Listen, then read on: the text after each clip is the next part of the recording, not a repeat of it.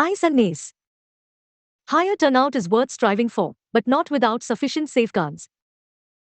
Given the regional variations in demographic trends and economic opportunities, India has a high rate of migration, which doubled in the census decade of 2001 to 2011. Migrants often see their political and economic rights compromised at their place of origin and residence.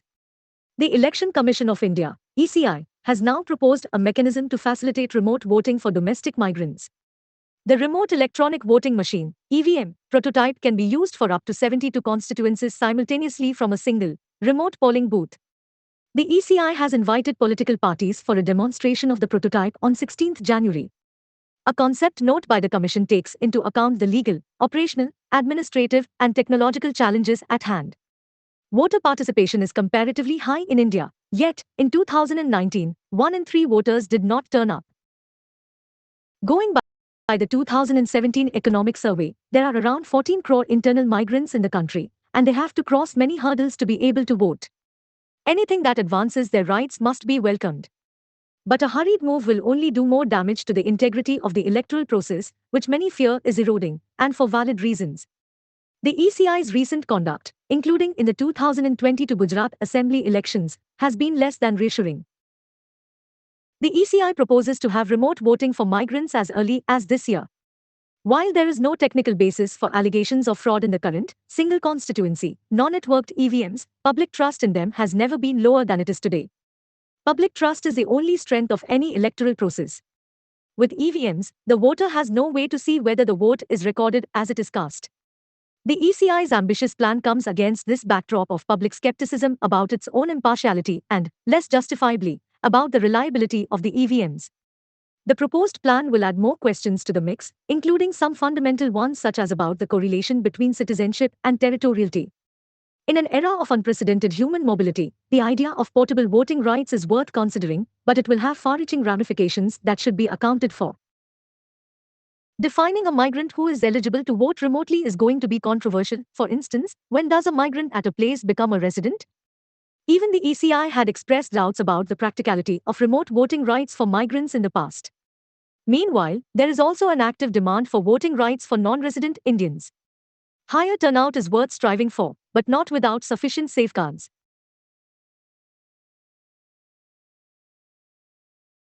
A broken formula. Some small savings schemes have been unreasonably left out of the rate hikes.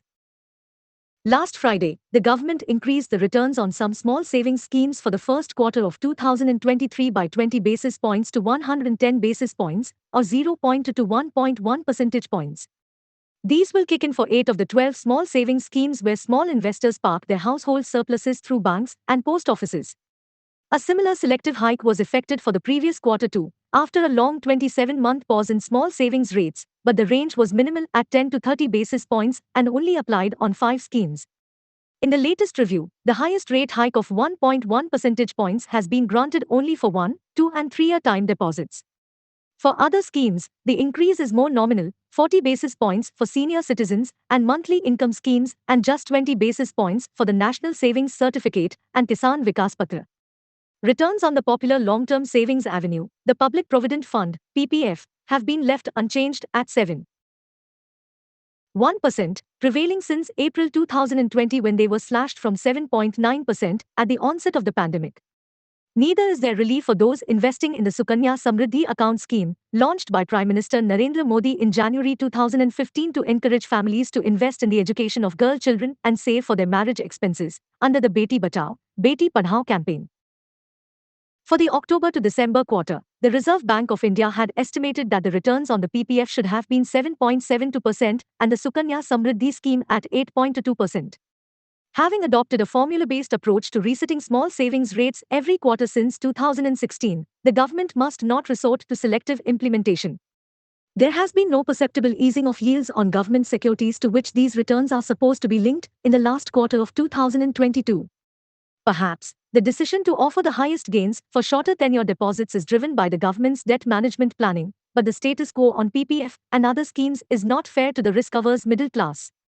Investments in PPF, for instance, are in any case capped at 1.5 lakh rupees a year and overall deposits are far lower than bank deposits, if boosting the latter to ensure healthy credit availability for industry was a concern.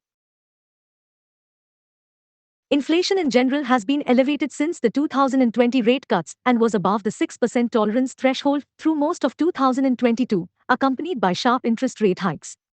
Households have also grappled with income losses and higher health expenses through the past 2.5 years and deserve better.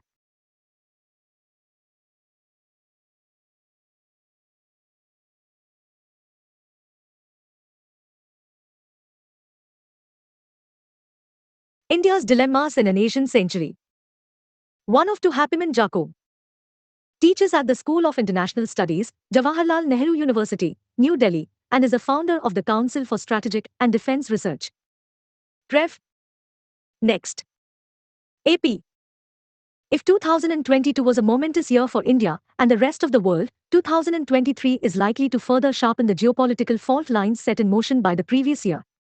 Amidst all the tectonic shifts around us, what appears to be a certainty is the emergence of an Asia-centric century. But is that really good news for India? The geopolitical and economic rise of Asia coincides with several regional and global developments which have the potential to undermine the stability and prosperity India had hoped the nation century would bring. The withdrawal of the US from much of continental Asia and the aggressive rise of China and the Ukraine war appear to have ended the great power concert in Asia, or what appeared as one for some time. Today, two major powers, Russia and China, are trying, though in varying degrees, to undermine the global balance of power, with several regional powers such as Iran, Turkey and Saudi Arabia in tow. Asia may be headed towards more global prominence, but instability will be its possessive partner. For India, the rise of the Asian century might turn out to be too steeped in harsh realpolitik for its comfort. A deeply status-quoist, risk-averse New Delhi is inherently opposed to playing high-risk games of chicken that cross its own self-defined red lines. New Delhi might speak like a revisionist power, but don't go by what it says, go by what it does. Is it, therefore, prepared to deal with the harsh headwinds of the geopolitical contestations of an Asian century? Asian century and multipolarity. There can be no meaningful Asian century in a unipolar world. One alternative to a unipolar world is a multipolar world with Russia, China, Japan, India and other, smaller powers asserting themselves on the global stage. The other alternative is a China-dominated Asia. Herein lies the challenge for India. It is clear that a China-dominated Asia won't serve India's geopolitical interests. Would a multipolar Asia be useful to Indian interests? Not necessarily either. A multipolar world Asia with new and shifting alliances, formal, informal, secret, open and in-between pacts, and competing coalitions vying for dominance will invariably take away from the relative stability of the current world order where the power of the US is on the decline and that of China is, still, on the rise. More so, while multipolarity is desirable in theory, what kind of multipolarity are we seeing the emergence of? For India, multipolarity is one premised on the rule of law or peaceful coexistence.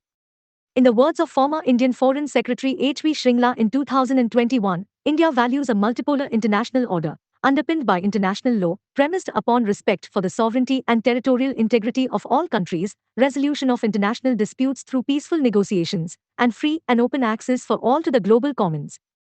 If anything, a multipolar world led by Asian powers, for the most part, is likely to be the opposite of what Mr. Shringla outlined. One of the likely implications of a multipolar world in which Asia takes the center stage would be a sharpening of opposition against the current global financial order. The so-called weaponization of globalization and trade, sanctions against Russia, and Russia's attempts, in turn, at evading them with help from its Asian partners, China, Iran, Turkey, India, etc., will pose serious challenges to dollar-based trade and Western payment systems such as SWIFT. The aftermath of the Ukraine war has led to a serious search in parts of Asia for alternative trading arrangements and payment mechanisms. India may have issues with dollar-based trade, but would it like trading arrangements centered around yuan? Delhi's dilemmas. New Delhi has consistently campaigned for a multipolar world where key Asian powers have a place at the high table of international politics. Yet it may hesitate to engage the emergent Asian century for various reasons. For one, the Indian establishment has a deeply status-caused view of the world order despite its frequent calls for change. While it believes in a more democratic, orderly and rules-based world order, it recognizes that major systemic changes could also be accompanied by chaos. New Delhi, therefore, likes slow, peaceful and consensual transformation of the system which, of course, is not what is happening today. Second, New Delhi's biggest fear would be an Asian century without stable multipolarity. Even if it emerges, a multipolar world is most likely going to be a passing phenomenon, to be soon replaced by a bipolar world dominated by the US and China, with the others bandwagoning, balancing, and hedging. For India, a bipolar international system dominated by China and the US is a bad deal. If such a world leads to bipolar rivalry, India, being a next-door adversary of China, could often be the target of Chinese ire. Third, if a bipolar world leads to great power accommodation between the US and China, India's situation could be worse off. If the US accommodates China as a peer, it could mean the US accepting China's sphere of influence. This could make India a casualty at the altar of great power politics. Put differently, whether the US and China compete or accommodate each other in a bipolar world, India has reasons to worry. But how real is the emergence of a China-US G2? Look at it this way, the more the Ukraine war goes on, the more the US West could attempt to choreograph a working relationship with China. We are already witnessing the early signs of it, with German Chancellor Olaf Scholz reaching out to China. That China has not gone all out in support of Russia's war efforts could encourage the West-US to do precisely that. For China, an American offer of accommodation in a G2 format outweighs the utility of a closer strategic partnership with an embattled Russia. Post-Indian South Asia. Finally, there is little doubt that an Asian century will be a China-dominated one. China's growing material power, both economic and military, is already paving the way for it, especially with the US's focus firmly entrenched in the Russia-Ukraine theater. As far as our neighborhood is concerned, we may be looking at a post-Indian South Asia in the not-so-distant future, tucked away in the Chinese sphere of influence, though not entirely inimical to Indian interests. Perhaps this is an exaggeration, but I am evocatively emphasizing a point that some of us may be conveniently ignoring. Imagine a South Asia which, in varying degrees, trades with China using yuan, is deeply entrenched in the Belt and Road Initiative projects and its associated debt traps, is militarily closer to China, toes Beijing's line on international issues, and maintains just a minimum relationship with India? That looks like a post-Indian South Asia. Navigating the emergent Asian century is not going to be easy for New Delhi, but being cognizant of its many vagaries is perhaps a good start. For status quo India, the rise of the Asian century might turn out to be too steeped in harsh realpolitik for its comfort.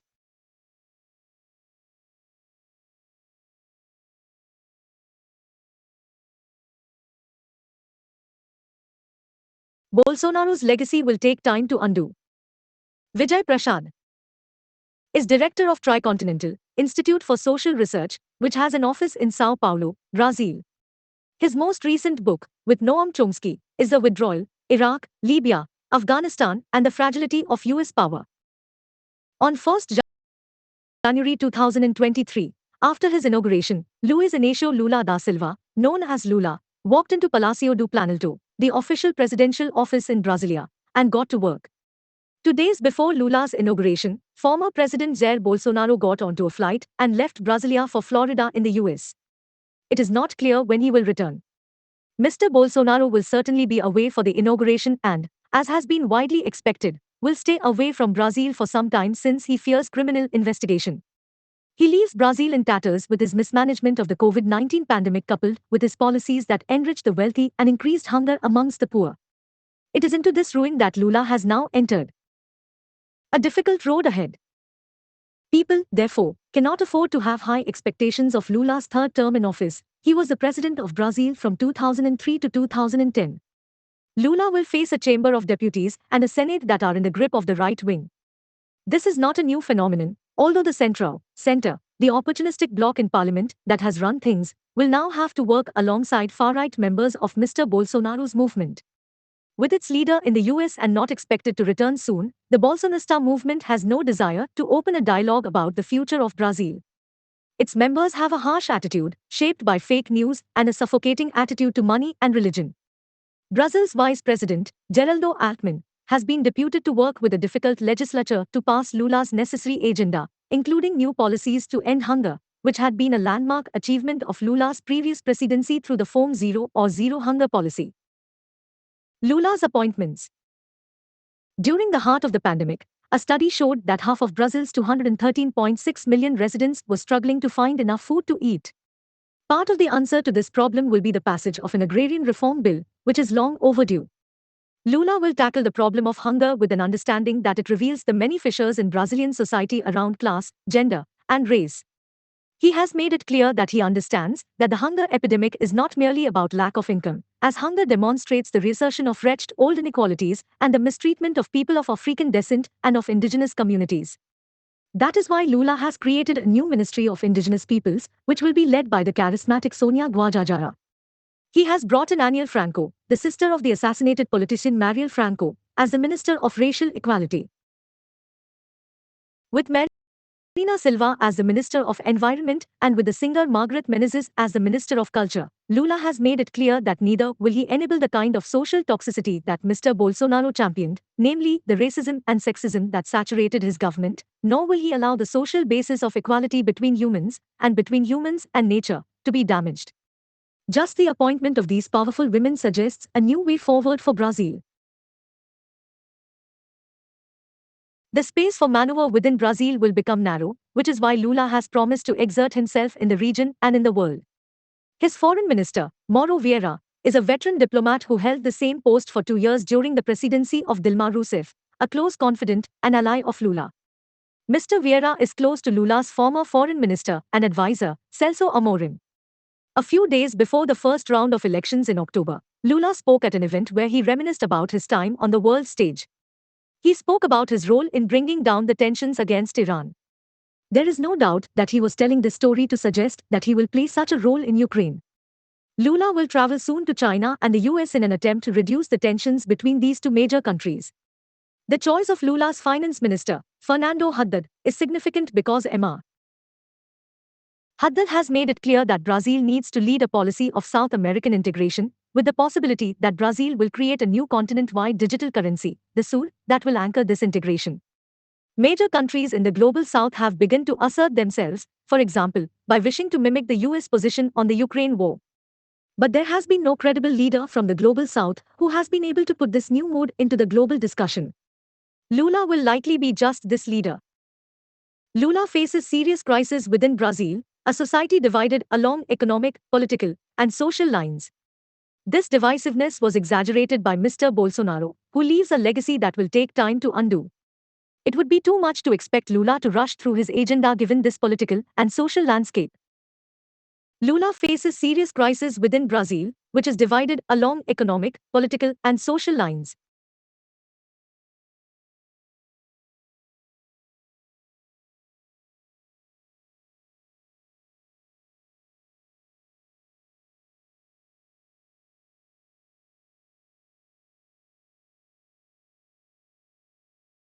Hanoi wants quick accord to end war.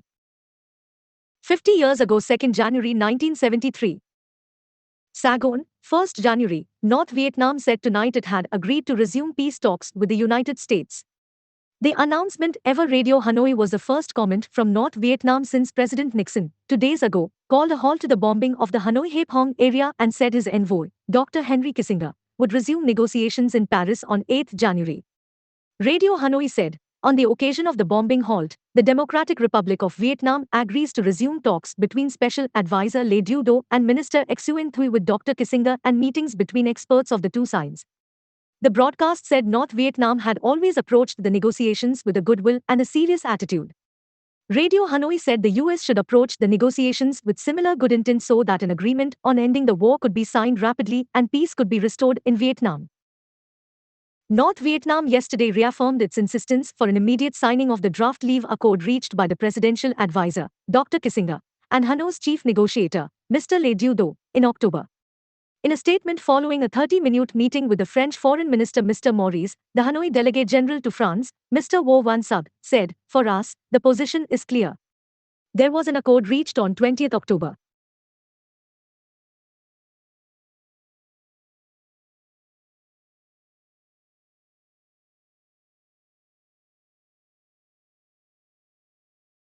PTM/1. Public Health. 100 years ago, 2nd January 1923. Coimbatore, outbreak of plague in this town at present seems to be under no man's control. In July, the first case was recorded, and on 31st August 1931 persons fell victims out of 53 persons who contracted this epidemic.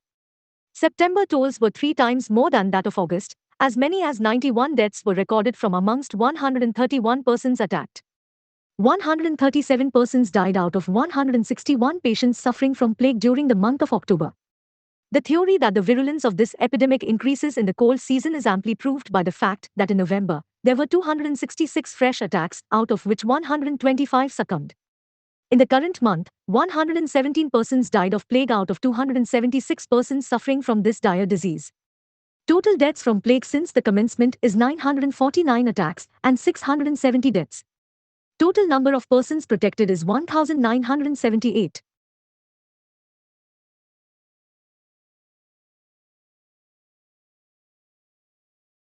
PGM/1. December GST revenues up from November lows. The third highest monthly collection so far and 15% higher than a year ago. Bihar reports the highest growth in revenues at 36%, and Goa, Odisha, Manipur among states that record a dip. Vikas Doot. New Delhi. India's goods and services tax, GST, revenues rose to nearly 1.5 lakh rupees crore in December, the third highest monthly collection so far and 15% higher than a year ago. December's GST kitty also reflected a 2.5% uptick over November 2022's collections that were the lowest in 3 months. This is the 10th month in a row that GST collections have crossed the 1.4 lakh rupees crore mark, with revenues from import of goods rising 8% and revenues from domestic transactions, including import of services, increasing 18% from the revenues yielded by these sources during December 2021. The gross GST revenue collected during December 2022, which reflect transactions undertaken in November, is 1,49,507 crore rupees, the Finance Ministry said. Of this figure, the central GST, CGST, is 26,711 crore rupees, state GST, SGST, is 33,357 crore rupees, integrated GST, IGST, is 78,434 crore rupees, including 40,263 crore rupees collected on import of goods, and cess is 11,005 crore rupees, including 850 crore rupees collected on import of goods, the ministry added. Continued on page 10.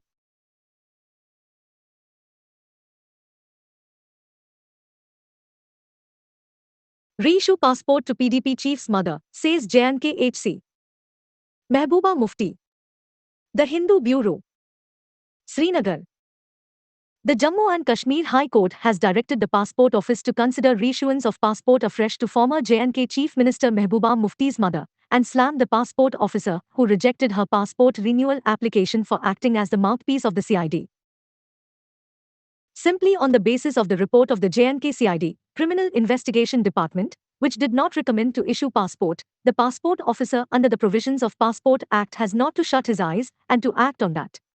At least the passport officer should have, in the background of the facts and circumstances, if required, asked the police and CID whether there is anything adverse against the petitioner, the court said. Justice M.A. Chaudhary, in an order issued on Saturday, held that in such a situation, without going into the PVR, police verification report, refusal on part of the passport officer could simply be termed as non-application of mind. Passport officer has not to act as the mouthpiece of the CID, nodal agency. When an authority is vested with the power, same is to be exercised judiciously and not arbitrarily as has been done in the instant case, Justice Chaudhary said. Untenable grounds. The court directed the passport officer to consider the entire matter afresh and pass orders thereon within a period of 6 weeks. The court further held that the grounds on which the request of the petitioner for reissue of the passport has been rejected is totally untenable and unsustainable in the eyes of law. India asks Pakistan to free prisoners, says ready to solve humanitarian matters. Kallol Bhattacharya. New Delhi. India is committed to addressing all humanitarian matters, including those pertaining to prisoners with Pakistan, the External Affairs Ministry said in a statement after New Delhi and Islamabad exchanged lists of prisoners on Sunday. The exchange takes place in accordance with the 2008 Agreement on Consular Access every year on 1st January and 1st July. The government has called for early release and repatriation of civilian prisoners, missing Indian defense personnel, and fishermen along with their boats, from Pakistan's custody, a press note released by the ministry said. India also asked to fast-track the release and repatriation of 631 Indian fishermen and 2 Indian civilian prisoners who have completed their sentence and whose nationality has been confirmed and conveyed to Pakistan. The ministry said that the Indian side had sought immediate consular access to the remaining 30 fishermen and 22 civilian prisoners in Pakistan's custody, who are believed to be Indian. Delhi has shared lists of 339 Pakistani civilian prisoners and 95 Pakistani fishermen who are in India's custody. Pakistan was also asked to confirm nationality status of 71 Pakistani prisoners, including fishermen, whose repatriation is pending as Islamabad has not yet confirmed their citizenship status. List of nuclear facilities. The two sides also exchanged lists of their nuclear facilities on Sunday as part of a 1988 pact that is aimed at preventing attacks targeting nuclear installations in each other's territory.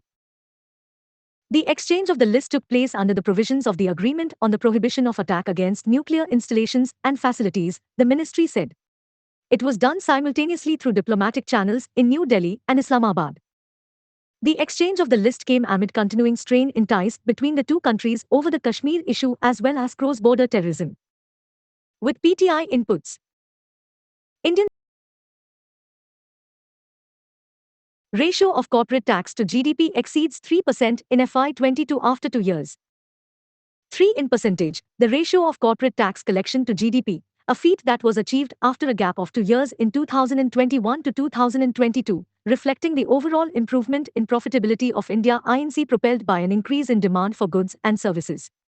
However, the corporate tax collection is yet to surpass its 5-year high of 3.51% of GDP recorded in 2018 to 2019. PTI. India-China, between pre-1962 and now. Sujan Chinoi is Director General of the Manohar Parrikar Institute for Defence Studies and Analysis, New Delhi. Views expressed are personal.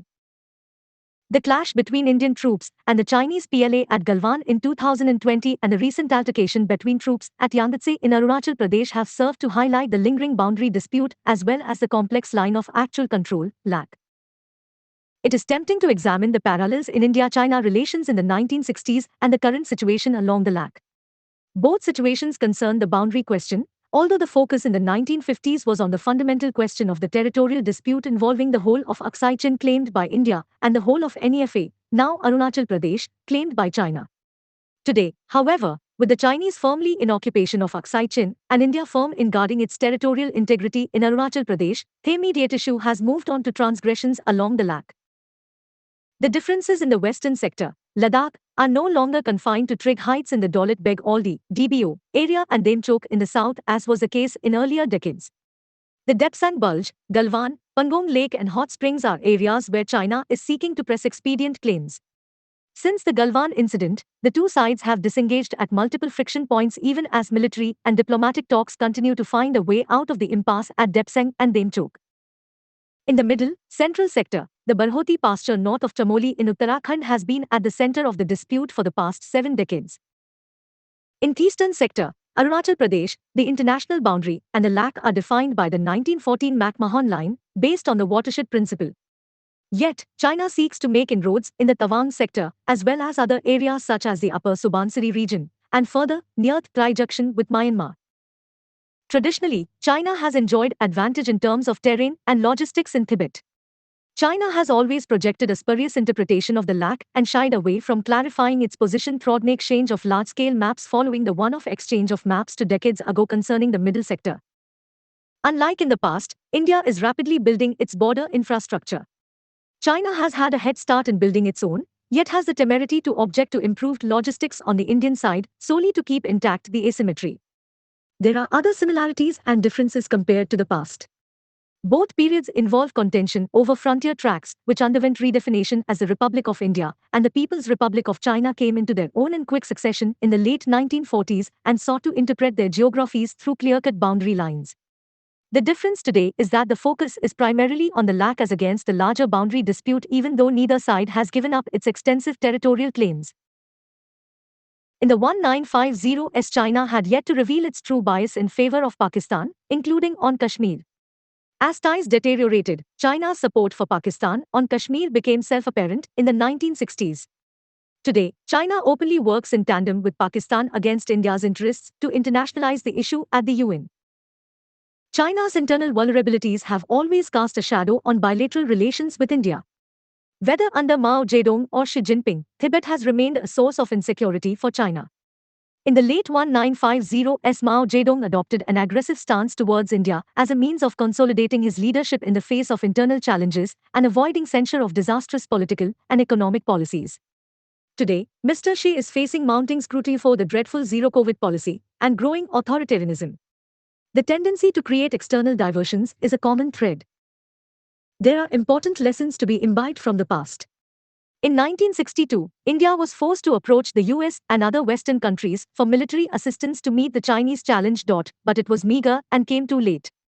In the current phase, India has rapidly inducted new weapon systems, albeit with heavy emphasis on Atmanirbharta, self-reliance, in defense manufacturing. The lag between India and China, not being the result of bilateral negotiations, is frequently open to challenge by either side. There are areas along the lag that have been patrolled by both sides in the past. The Chinese ingress in Samdrong-Chu Valley in the Tawang sector in 1986 to 1987 resulted in close confrontation that lasted 8 years. It was only in 1995 that the two sides pulled back, with India relocating its Jaya and Negi posts on the south side of the Hathumla-Langrola ridgeline.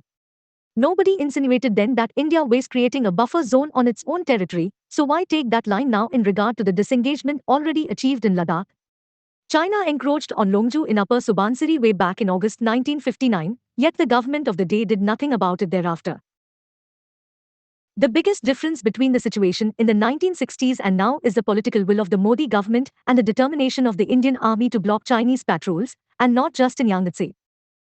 Overall, Prime Minister Narendra Modi's endeavour to engage China has been in keeping with India's broader world vision of good neighbourly and peaceful ties and inclusive growth. China's vision is contrarian. It seeks to build a China-centric hierarchy with scant regard for notions of equality and multipolarity. The biggest difference today is the political will of the Modi government and the Indian Army to block Chinese patrols.